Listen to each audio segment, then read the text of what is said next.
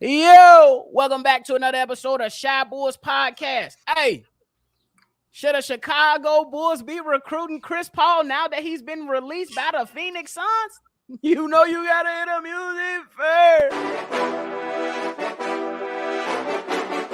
Cognac. Gang.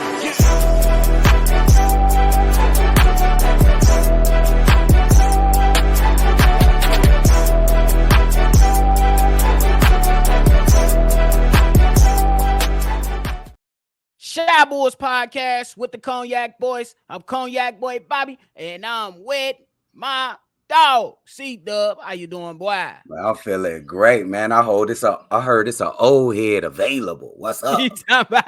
Hey, if y'all like what y'all listening to, hit the like button, subscribe to the channel, and then shake that notification bell so every time we drop, you be the first ones to know. It was announced not too long ago that Chris Paul has been released by the Phoenix Suns. Honestly, it was shocking. But give your initial reaction. And then the next question is, should the Chicago Bulls be recruiting Chris Paul? Okay. Initial reaction when I heard this, I actually was, to be serious, I was surprised to hear this because it's Chris Paul, it's CP3. I've been watching this guy for a long time. And even last year in the little small sample size that he played, how many games did he play? He played 59 games. He was CP3. He's going to be a general on the half court. He's going to know where the ball has to go at every time. He is a tactician at running the point guard. They call him the point guard. Absolutely. I was very surprised that the Phoenix Suns did this. They was going to eat a little money. I think they ate like $15-16 million.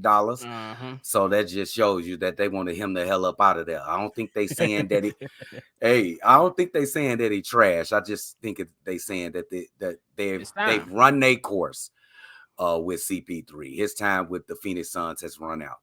But now I'm going to get to the second part of that. Does the Chicago Bulls need to go out there and run? No, that's just no recruitment. No recruitment. What in the hell we gonna do with a guy?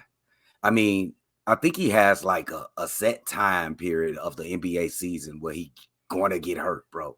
And I'm not trying to be funny, but it seems like every single point of a season he gets hurt. So with the Bulls, he might be hurt on the off season, but it's gonna get hurt. He's gonna be hurt, bro. His hamstring popped.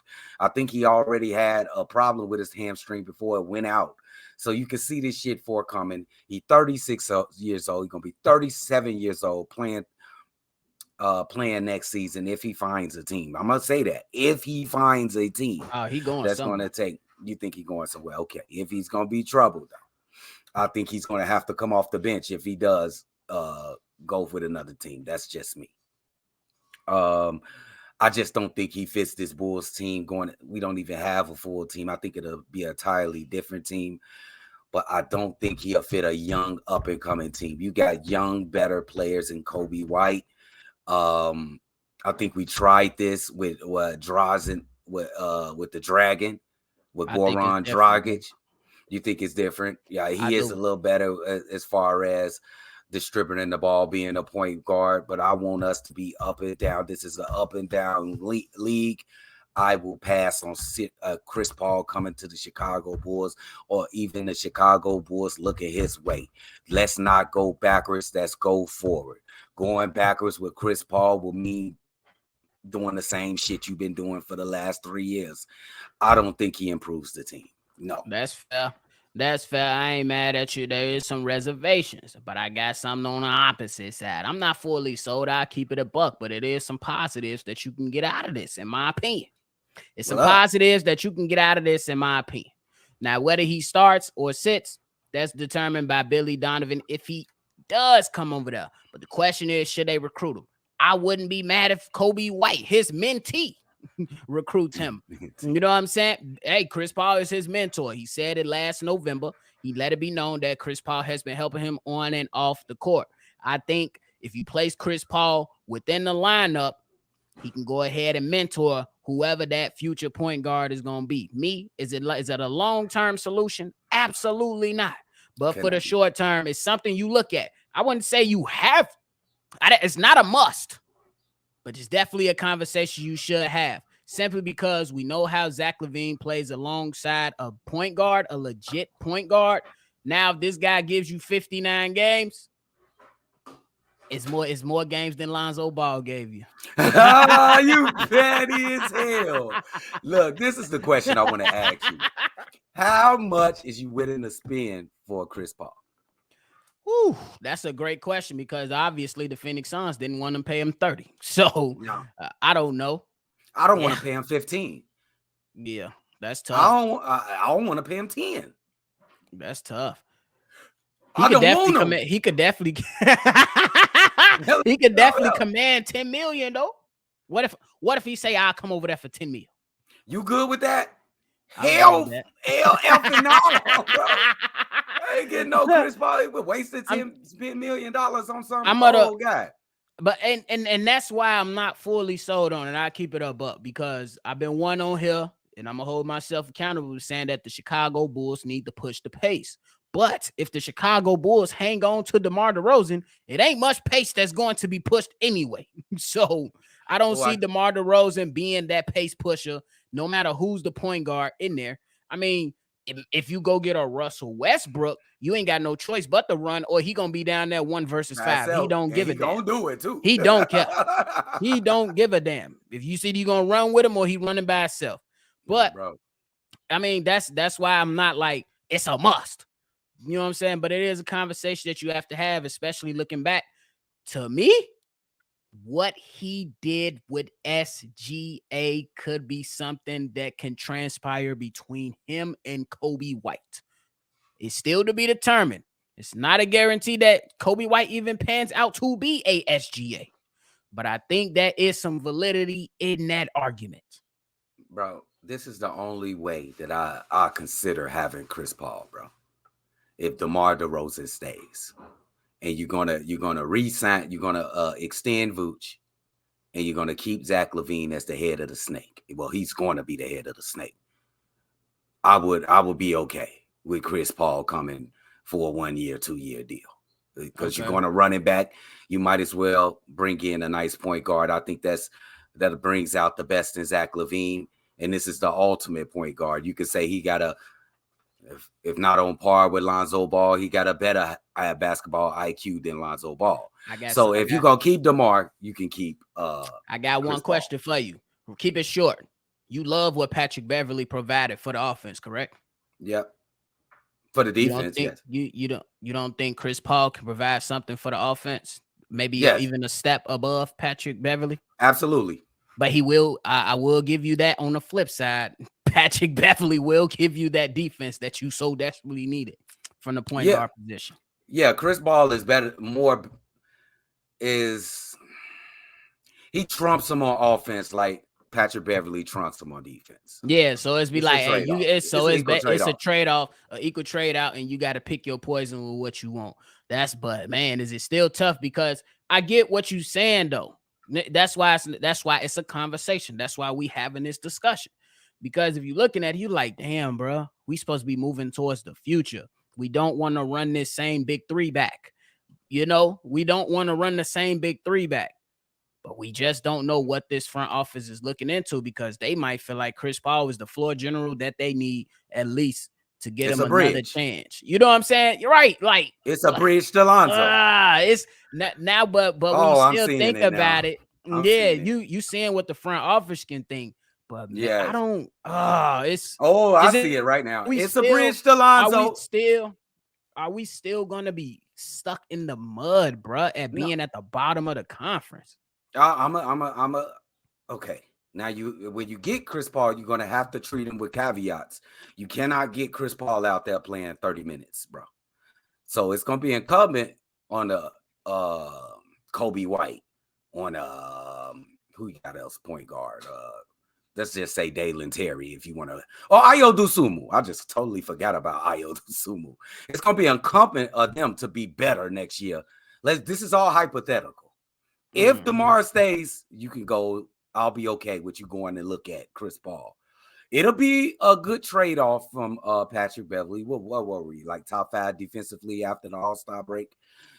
That'll make your offense much better, even though I don't think it'll be more organized. We wouldn't look clumsy on some possessions. And that's why we had these conversations, ladies and gentlemen, because you can really go pros and cons all day with this. Because for me, it's not a for sure. Yes, it's something that you have a discussion about, because what we always talk about. Zach LaVine is not the greatest in closing games, especially with his IQ. Now you're gonna have a legit floor general on the floor who can initiate some offense and make the best plays possible in those closing moments of the game. Because if we had that, I think we'd be in better position last year than the 10th seed. That was bad.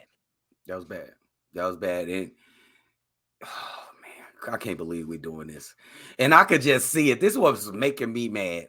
I could see AK and Eversley, man. They still sticking on this Lonzo Ball train. How could we get to Lonzo? How could we give him enough time to fully heal? There go Chris Paul right there. It's either that, Unc, or one more thing. Let's hold the team together for one more year, and then in 2024 we own our own first round pick. The reality is setting in. It's setting in, bro. Like, it's a possibility. Yeah, I don't know how much interest Chris Paul has in Chicago. Maybe he wants to go to a legit contender. I don't know. We don't know. But man, do you see any starting positions for Chris Paul in a competing team for a championship right now? Do you see any starting positions? A starter position, maybe Philly over James Harden, maybe. Nah, Tyrese Maxey. I need Tyrese Maxey start. That's what I would like, but we don't know what Frank Vogel will want. But I will say a good spot for me for Chris Paul. Go back up Ja Morant and go start for 30 games until he get back. That's a great idea.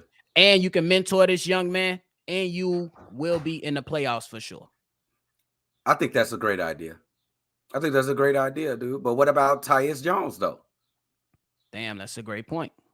But he's still effective coming off the bench, so it's still a great idea. He is. You know what I'm saying? But it's not. You keep your depth. Yeah, you keep your depth. That's the good thing now, because remember, we was like, we got to trade for him. Hell no. But now you don't have to trade for him.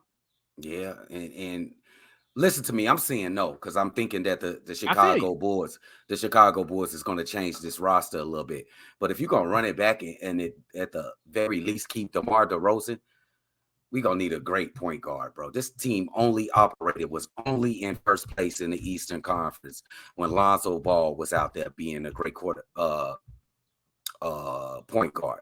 Right. But that wasn't all of Lonzo Ball's game. So it's still going to be kind of difficult because Lonzo was more than just a distributor of the basketball. Paul, he was a great three-point shooter. He's not great, but he's not terrible. Lonzo Ball was one of the greatest, of the best defenders in the NBA.